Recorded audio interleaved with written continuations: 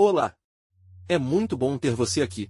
Este é mais um capítulo do livro Mensagens Escolhidas Volume 1, escrito por Ellen Goldwhite. Para você ter acesso ao conteúdo completo deste livro e outras obras desta extraordinária escritora é só acessar as playlists do nosso canal. Diariamente nós publicamos aqui um novo capítulo de uma obra de Ellen White. Para receber a notificação de quando postarmos os próximos capítulos, não se esqueça de inscrever-se neste canal e ativar a notificação do sininho. Se estiver gostando, deixe seu like e compartilhe este conteúdo em seus grupos de WhatsApp. Boa audição. Gratidão. Mensagens Escolhidas Volume 1 Capítulo 17 Salvaguardar a nova experiência. A luta que segue ao reavivamento. Depois do derramamento do Espírito de Deus em Battle Creek, foi provado no colégio que um tempo de grande luz espiritual é também um tempo de correspondentes trevas espirituais. Satanás e suas legiões de instrumentos satânicos se acham em campo, forçando seus poderes em toda a alma, a fim de tornar de nenhum efeito os chuveiros da graça que vieram do céu para reavivar e vivificar as energias adormecidas para a ação decidida, a fim de transmitir aquilo que Deus comunicou. Houvessem todas as muitas almas então esclarecidas, ido imediatamente trabalhar a fim de transmitir a outros aquilo que Deus lhes dera justamente para esse desígnio, mais luz haveria sido dada, mais poder concedido. Deus não comunica luz apenas para uma pessoa, mas para que ela difunda e Deus seja glorificado. É sentida sua influência. Em todos os séculos, períodos de reavivamento espiritual e o derramamento do Espírito Santo foram seguidos de trevas espirituais e dominante corrupção. Tomando em consideração aquilo que Deus fez em oportunidades e privilégios e bênçãos em Battle Creek, a Igreja não tem feito um honroso progresso no efetuar sua obra, e a bênção de Deus não repousará sobre a Igreja no aumentar ainda mais a luz, enquanto eles não usarem aquela que Ele mandou em sua palavra. A luz que poderia resplandecer em raios claros e distintos, enfraquecerá em meio da escuridão moral.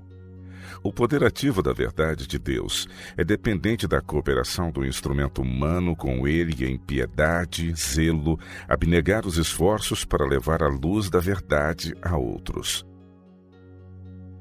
Não confundir a obra do Espírito com o fanatismo. Têm-me sido escritas coisas em relação com a operação do Espírito de Deus na última Assembleia, 1893, e no colégio, que indicam claramente que por causa dessas bênçãos não terem sido vividas à altura, mentes ficaram confundidas, e aquilo que era luz do céu foi chamado de emoção. Entristeceu-me que esse assunto fosse considerado nesse aspecto. Cumpre-nos ser muito cuidadosos de não ofender o Espírito de Deus, não declarando que o ministério de seu Espírito Santo é uma espécie de fanatismo. Como compreenderemos a operação do Espírito de Deus se ela não foi revelada em linhas claras e inequívocas, não somente em Battle Creek, mas em muitos lugares?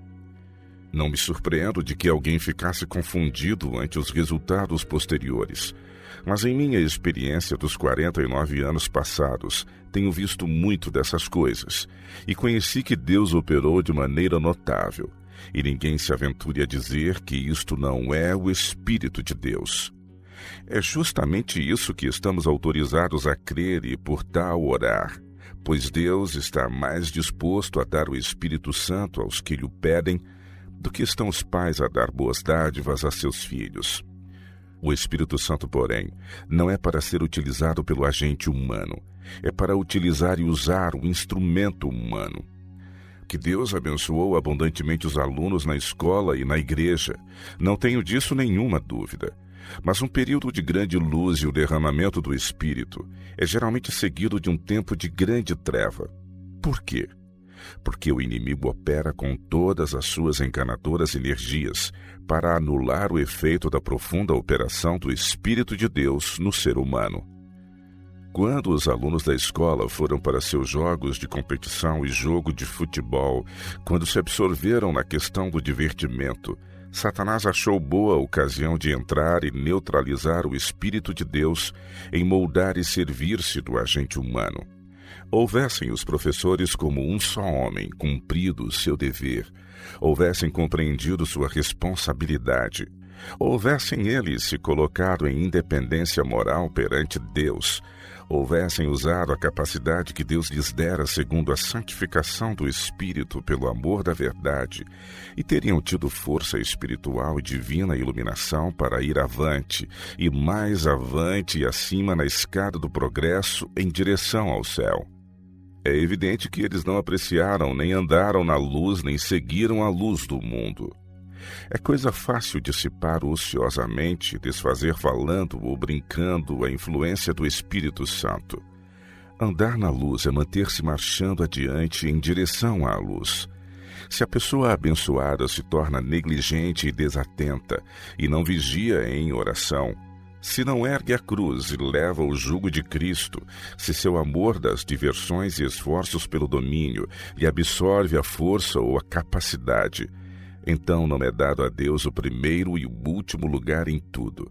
E Satanás entra para desempenhar sua parte no jogar a partida da vida por sua alma. Ele pode jogar muito mais diligentemente do que eles, e faz tramas fundamente assentadas para arruinar a alma. Os resultados depois da operação do Espírito de Deus em Battle Creek não são devidos ao fanatismo, mas porque aqueles que foram abençoados não mostraram os louvores daquele que os chamou das trevas para sua maravilhosa luz.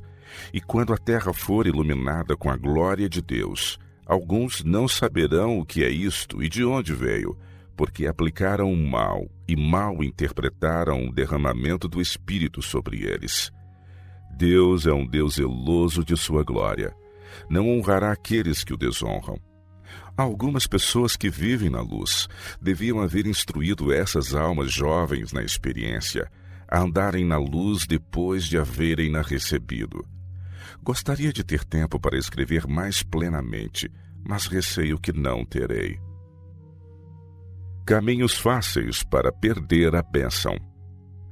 Algumas coisas me têm vindo ultimamente com grande força ao Espírito, e sinto-me constrangida pelo Espírito de Deus a escrever relativamente a elas. Acaso abriu o Senhor misericordiosamente as janelas do céu e derramou sobre vós uma bênção? Oh, então esse era justamente o tempo de educar os professores e alunos a reterem o precioso favor de Deus, mediante o trabalhar em harmonia com a maior iluminação, e irradiar seus preciosos raios para outros. Foi comunicada a luz do céu. E por que foi ela comunicada? Para que resplandecesse em obras práticas de justiça. Quando os que foram assim abundantemente abençoados forem vistos com mais profunda e fervorosa piedade, tendo o senso de haverem sido comprados com o precioso sangue do Cordeiro de Deus, e acharem-se revestidos das vestes de sua salvação, não representarão a Cristo? Não têm os jogos e prêmios e o uso das luvas de boxe estado a educar e preparar segundo a direção de Satanás, para levá-los à posse dos atributos dele? Que seria se eles pudessem ver a Jesus, o homem do Calvário, a contemplá-los com dor, tal como me foi apresentado? As coisas estão por certo a receber um molde errado, e estão neutralizando a obra do poder divino compassivamente outorgado. A obra de todo verdadeiro cristão é representar a Cristo, refletir a luz, exaltar as normas morais e pela palavra e a influência consagradas a Deus, compelir os descuidosos e negligentes a pensar em Deus e na eternidade. O mundo de boa vontade deixaria fora de suas cogitações a eternidade, mas não o conseguirão enquanto houver pessoas que representem Cristo em sua vida prática. Cada crente forma um elo na áurea cadeia que liga a alma a Jesus Cristo, e é o meio de comunicação dessa luz para os que se encontram em trevas. Perca alguém sua ligação com Cristo, e Satanás aproveita a oportunidade para levá-lo a desonrar a Cristo por palavras, espírito e ações, e assim o caráter de Cristo é mal interpretado. Pergunto-vos, meu irmão, se a religião de Jesus Cristo não é mal compreendida pelo excesso de divertimentos. Quando o Senhor deu a Battle Creek as riquezas de sua graça, havia ali pessoas de responsabilidade que poderiam haver encaminhado essas almas quanto à maneira de aperfeiçoarem a dotação, no fazer obra boa e útil que proporcionaria variação de seus estudos, que não fossem a agitação e as emoções causadas por seus jogos. Esta espécie de passatempo não está melhorando a mente, nem o espírito, nem as maneiras para a preparação para cenas de prova que em breve deverão entrar.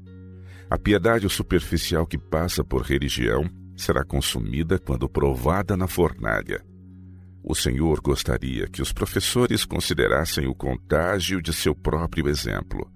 Eles necessitam orar muito mais e considerar que as convicções que emanam de uma vida bem ordenada e de uma piedosa conversação, de um cristianismo vivo e resoluto, são o preparo do jardim do coração para as sementes da verdade serem plantadas para uma frutífera colheita e para o sol da justiça quando ele vier trazendo cura em seus raios. Assim resplandeça a vossa justiça diante dos homens, para que vejam as vossas boas obras e glorifiquem a vosso Pai que está nos céus. Mateus 5,16. Vós sois, disse Cristo a seus discípulos, o sal da terra. E se o sal for insípido, com que se há de salgar? Para nada mais presta senão para se lançar fora e ser pisado pelos homens. Mateus 5, verso 13. A Igreja ilumina o mundo não por sua profissão de piedade, mas por sua manifestação do poder transformador, santificador da verdade na vida e no caráter. O tempo se acha demasiado cheio de sinais do vindouro conflito para se estar educando a juventude no divertimento e nos jogos. Perigo da luz tornar-se em trevas. O Senhor condescendeu em dar-vos um derramamento de seu Espírito Santo. Nas reuniões campais e em nossas várias instituições, grande bênção tem sido derramada sobre vós. Tendes sido visitados pelos mensageiros celestes de luz e verdade e poder, e não deve ser considerado coisa estranha que Deus assim vos abençoe. Como submete Cristo o seu povo escolhido a Ele? Pelo poder de seu Espírito Santo, pois o Espírito Santo, por intermédio das Escrituras, fala à mente e imprime a verdade no coração dos homens. Antes de sua crucifixão, Cristo prometeu que o Consolador seria enviado a seus discípulos. Ele disse: digo-vos que convém que eu vá, porque se eu não for, o Consolador não virá a vós, mas se eu for, enviar-vo-lo-ei. E quando ele vier, convencerá o mundo do pecado e da justiça e do juízo. Quando vier aquele Espírito de verdade, ele vos guiará em toda a verdade, porque não falará de si mesmo, mas dirá tudo o que tiver ouvido, e vos anunciará o que há de vir. Ele me glorificará, porque há de receber do que é meu, e vo-lo há de anunciar.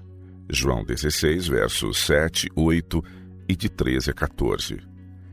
Esta promessa de Cristo tem sido menosprezada, e devido a uma escassez do Espírito de Deus, a espiritualidade da lei e suas obrigações eternas não têm sido compreendidas.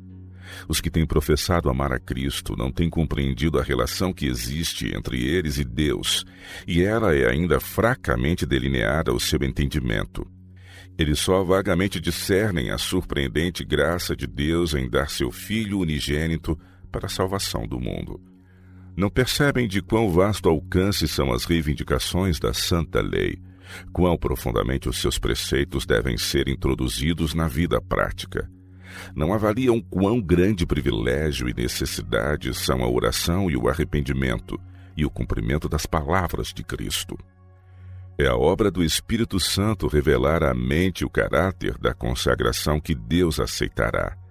Mediante a instrumentalidade do Espírito Santo, é iluminada a alma, e o caráter é renovado, santificado e elevado.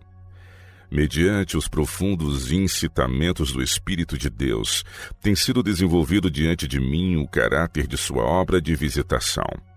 Foi-me revelado o perigo em que as almas assim visitadas seriam postas, pois teriam de enfrentar posteriormente mais violentos assaltos do inimigo, que forçaria sobre elas suas tentações a fim de anular a operação do Espírito de Deus e fazer com que as momentosas verdades apresentadas e testemunhadas pelo Espírito Santo não purificassem e santificassem aqueles que receberam a luz do céu, fazendo assim com que Cristo não fosse neles glorificado. O período de grande luz espiritual, caso essa luz não seja sagradamente acariciada e seguida, tornar-se-á em um tempo de correspondente treva espiritual. A impressão produzida pelo Espírito de Deus, se os homens não nutrirem a sagrada impressão e ocuparem terreno santo, desvanecer-se-á da mente. Os que quiserem avançar no conhecimento espiritual precisam permanecer junto à própria fonte de Deus e beberem repetidamente do manancial da salvação tão benignamente a eles franqueado.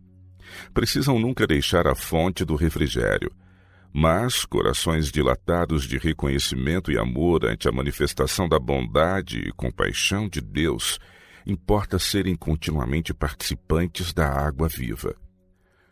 Oh, quanto significa isto para toda a alma! Eu sou a luz do mundo, eu sou o pão da vida. Aquele que vem a mim não terá fome, pois coisa alguma assim satisfaz. E quem crê em mim nunca terá sede. João 8, verso 12 e capítulo 6, 35. Chegar a esse estado quer dizer que encontrastes a fonte da luz e do amor, e aprendestes quando e como podeis ser reabastecidos, e que podeis fazer uso da promessa de Deus, mediante o aplicá-las de contínuo à vossa alma. Mas já vos disse que também vós me vistes, e contudo não credes. João 6, 36. Isto se tem cumprido literalmente no caso de muitos, pois o Senhor lhes deu mais profunda visão da verdade, de seu caráter de misericórdia e compaixão e amor. E todavia, depois de haverem sido assim iluminados, desviaram-se dele em incredulidade. Viram a profunda operação do Espírito de Deus. Mas quando as estratégicas tentações de Satanás penetraram, como sempre acontece depois de um período de reavivamento, eles não resistiram até ao sangue lutando contra o pecado, e os que poderiam haver ocupado terreno vantajoso, houvessem feito devido uso do precioso esclarecimento que tinham, foram vencidos pelo inimigo. Deviam haver refletido sobre a alma de outros a luz que Deus lhes comunicara. Deviam haver trabalhado e agido em harmonia com as sagradas revelações do Espírito Santo, e por não fazerem assim, sofreram dano. Vitória espiritual perdida pela paixão dos folguedos. Entre os alunos havia condescendência com o espírito de divertimento e de folgança. Ficaram tão interessados em jogar partidas que o Senhor foi excluído de sua mente, e Jesus se achava entre vós no campo de jogo, dizendo: Ah, se tu conhecesses também, ao menos neste teu dia, o que a tua paz pertence. Lucas 19, 42. Também vós me vistes, e contudo não credes. João 6, 36. Sim, Cristo revelou-se a vós, e profundas impressões foram feitas ao mover o Espírito Santo vosso coração. Mas prosseguistes numa direção pela qual perdestes estas sagradas impressões, e deixastes de conservar a vitória. Todo aquele que o Pai me dá virá a mim, e o que vem a mim de maneira nenhuma o lançarei fora. João 6, 37. Começastes a ir a Cristo, mas não continuastes em Cristo. Abandonastes a Cristo, e a compreensão que tivestes dos grandes favores e bênçãos que Ele vos havia concedido, perdeu-se de vosso coração. A questão do divertimento ocupou tão largamente vosso espírito, que depois da solene visitação do Espírito de Deus, entrastes a discuti-la com tão grande zelo, que todas as barreiras foram derribadas, e por vossa paixão pelos jogos, negligenciastes dar ouvidos à palavra de Cristo. Vigiai e orai, para que não entreis em tentação. Marcos 14, 38. O lugar que devia haver sido ocupado por Jesus foi usurpado por vossa paixão por jogos. Preferistes vossos divertimentos aos confortos do Espírito Santo. Não seguistes o exemplo de Jesus, que disse: Eu desci do céu, não para fazer a minha vontade, mas a vontade daquele que me enviou. João 6:38. A mente de muitos se acha tão emaranhada com seus próprios desejos e inclinações humanos, e eles têm estado tão habituados a condescender com os mesmos, que não podem compreender o verdadeiro sentido das Escrituras. Muitos supõem que, seguindo a Cristo, serão obrigados a ser sombrios e desconsolados, porque lhes é exigido que se neguem a si mesmos os prazeres e folguedos com que o mundo condescende. O cristão vivo será cheio de alegria e paz, porque vive como vendo aquele que é invisível. E aqueles que buscam a Cristo em seu genuíno caráter têm em si mesmos os elementos da vida eterna, porque são participantes da natureza divina, havendo escapado à corrupção que há no mundo pela concupiscência. Jesus disse: "E a vontade do Pai que me enviou é esta, que nenhum de todos aqueles que me deu se perca, mas que o ressuscite no último dia. Porquanto a vontade daquele que me enviou é esta, que todo aquele que vê o Filho e crê nele tenha a vida eterna, e eu o ressuscitarei no último dia." João capítulo 6, versos 39 e 40. O Filho de Deus, um co-obreiro de Deus. Toda a vida espiritual é derivada de Jesus Cristo. A todos quantos o receberam, deu-lhes o poder de serem feitos filhos de Deus. João capítulo 1, verso 12. Mas qual é o resultado certo de tornar-se filho de Deus? O resultado é tornar-se co-obreiros seus. Há uma grande obra a ser feita pela salvação de vossa própria alma, e para habilitar-vos a conquistar outros da incredulidade para uma vida sustida pela fé em Cristo Jesus. Na verdade vos digo que aquele que crê em mim, com uma fé casual? Não.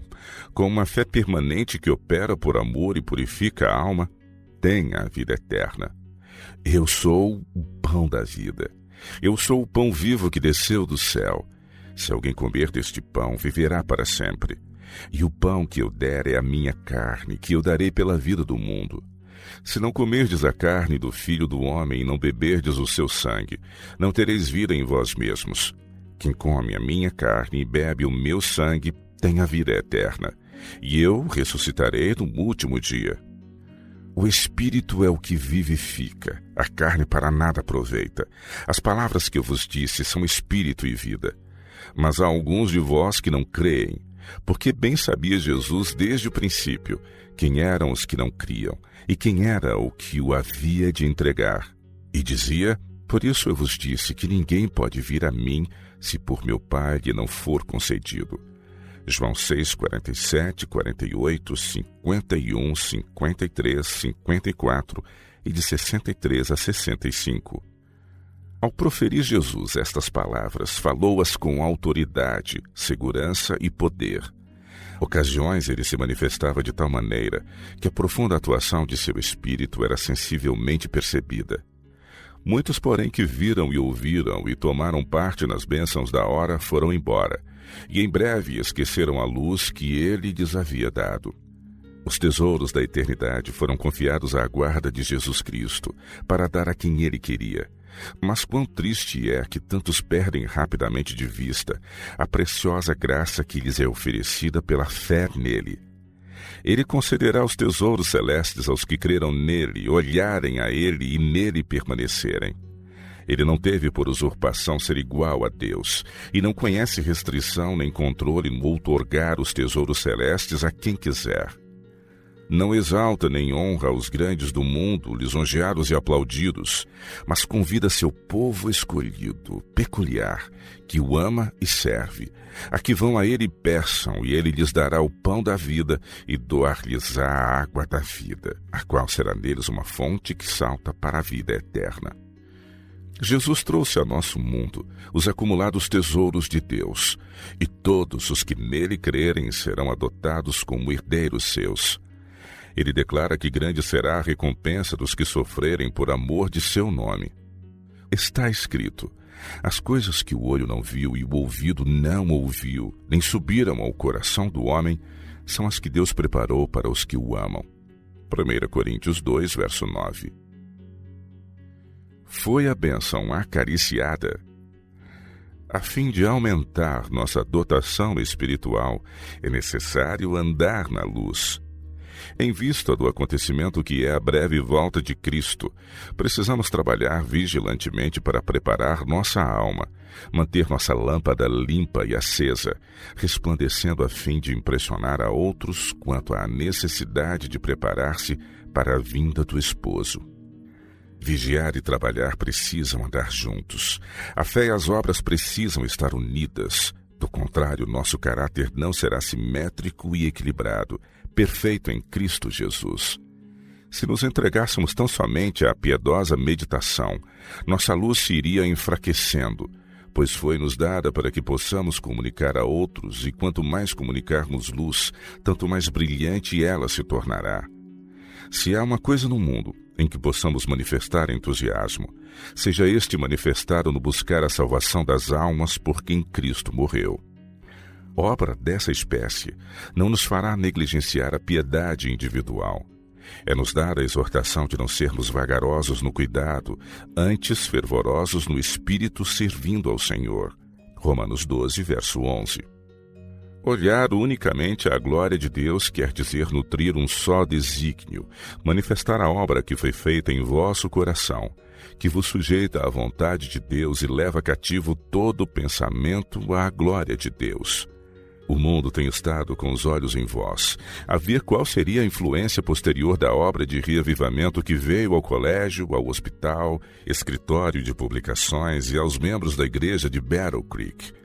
Que testemunhos haveis dado em vossa vida diária e em vosso caráter? Deus esperava que todos vós procedesseis o melhor que vos fosse possível, não para vos agradardes, divertir-vos e glorificar-vos a vós mesmos, mas para honrá-lo em todos os vossos caminhos, devolvendo-lhe segundo a luz e os privilégios que vos tem dado mediante a dotação de sua graça. Esperava que testificasseis perante os seres celestes, fosseis testemunhas vivas diante do mundo, do poder da graça de Cristo. O Senhor vos provou a ver se trataríeis sua preciosa bênção como coisa ordinária, leve, ou a consideraríeis como valioso tesouro a ser tratado com reverente respeito. Houvessem todos lidado com o dom de Deus por essa maneira, pois a obra era dele, então, segundo a medida da responsabilidade de cada um, a graça dada haveria sido duplicada, como os talentos do que negociou diligentemente com o dinheiro de seu senhor. Uma bênção transformada em maldição. Deus tem estado a testar a fidelidade de seu povo, provando-os a ver que emprego dariam eles a preciosa bênção que lhes confiara. Esta bênção veio de nosso intercessor e advogado nas cortes celestes, mas Satanás estava pronto a entrar por qualquer passagem que se lhe abrisse, de modo a transformar a luz e bênção em trevas e maldição. Como pode a bênção mudar-se em maldição?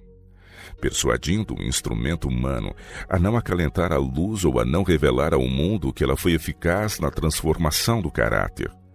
Possuído do Espírito Santo, o instrumento humano se consagra a cooperar com instrumentos divinos. Leva o jugo de Cristo, ergue seus fardos e trabalha segundo Cristo a fim de ganhar preciosas vitórias. Anda na luz assim como Cristo na luz está. Cumpre-se nele a Escritura. Todos nós, com cara descoberta, refletindo como um espelho a glória do Senhor, somos transformados de glória em glória na mesma imagem, como pelo Espírito do Senhor. 2 Coríntios 3, 18. Outro ano passou para a eternidade, agora com seu peso de registros. E a luz que brilhou do céu sobre vós devia preparar-vos para vos erguerdes e resplandecer, para manifestar os louvores de Deus ao mundo como seu povo observador dos mandamentos. Devíeis ter sido testemunhas vivas, mas sem nenhum esforço especial por um caráter elevado e santo, dá testemunho perante o mundo. Se nenhum emprego maior de força se tem feito do que aquele que se vê nas igrejas populares de hoje, então o nome de Deus não tem sido honrado, e sua verdade não tem sido engrandecida perante o mundo, mediante o apresentar credenciais divinas da parte do povo que recebeu grande luz. Se eles não receberam maior apreciação pelo poder manifesto de Deus, do comer e beber e levantarem-se para folgar, como fez o antigo Israel, então como pode o Senhor fazer seu povo depositário de preciosas e benévolas manifestações? Se eles agem justamente em contrário em quase todos os sentidos quanto à conhecida vontade de Deus, e são encontrados em descuido, leviandade, em egoísmo, ambição e orgulho, corrompendo seus caminhos diante do Senhor, como pode Ele dar-lhes outro derramamento do Espírito Santo? Deus tem para seu povo as mais ricas bênçãos. Não as pode conceder, porém, enquanto eles não souberem como tratar esse precioso dom no manifestar os louvores daquele que os chamou das trevas para sua maravilhosa luz. Portanto, nós também, pois que estamos rodeados de uma tão grande nuvem de testemunhas, deixemos todo o embaraço e o pecado que tão perto nos rodeia, e corramos com paciência a carreira que nos está proposta, olhando para Jesus, autor e consumador da fé, o qual, pelo gozo que lhe estava proposto, suportou a cruz, desprezando a afronta, e assentou-se à destra do trono de Deus. Hebreus 12, 1 e 2. Uma porção da alegria que estava proposta a Cristo era a satisfação de ver sua vontade armada no poder onipotente do Espírito Santo, imprimindo sua imagem na vida e no caráter de seus seguidores. Seres divinos cooperam com instrumentos humanos ao buscarem eles magnificar a lei e fazê-la gloriosa. A lei do Senhor é perfeita, convertendo a alma. É na alma convertida que o mundo vê um testemunho vivo. Então terá o Senhor do céu lugar para operar? Encontrará Ele margem no coração dos que professam crer na verdade? Encontrará sua pura e desinteressada benevolência, resposta da parte do instrumento humano? Verá o mundo uma manifestação da glória de Cristo no caráter daqueles que professam ser seus discípulos? Será Cristo favorecido e glorificado em ver sua própria compaixão e amor sendo derramados em torrentes de bondade e verdade de seus instrumentos humanos? Ao implantar seu evangelho no coração, ele está a derramar os recursos do céu para benefício do mundo. Nós somos cooperadores de Deus. Vós sois lavoura de Deus e edifício de Deus. 1 Coríntios 3, verso 9. Que tem a rica bênção de Deus feito por aqueles que eram humildes e contritos de coração para recebê-la. Tem sido a bênção nutrida? Tem os recebedores mostrado os louvores daquele que os chamou das trevas para sua maravilhosa luz? Alguns há que já estão duvidando da obra que foi tão boa e que devia haver sido altamente apreciada. Estão-na considerando como uma espécie de fanatismo. Sede extremamente cuidadosos.